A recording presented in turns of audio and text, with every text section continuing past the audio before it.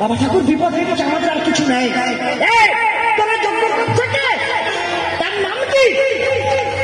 আমাদের রাজা, আমাদের ভগবান, আমাদের কৃষ্ণ যজ্ঞ করেছে।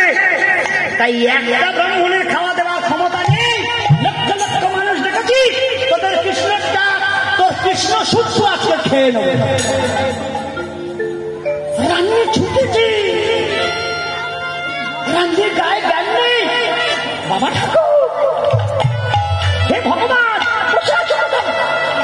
চলো এখন এসেছে ব্রাহ্মণ। সে বলল টিফিন করবো, যা জোগাড় ছিল সব খেয়ে নিয়েছে, এখন বলছে আপনার খাবে। চলো। ভগবান যেই শুনল আমারে খাবে বলেছে, ভগবান বলল ঘরের দরজাটা বন্ধ করে আর বাইরে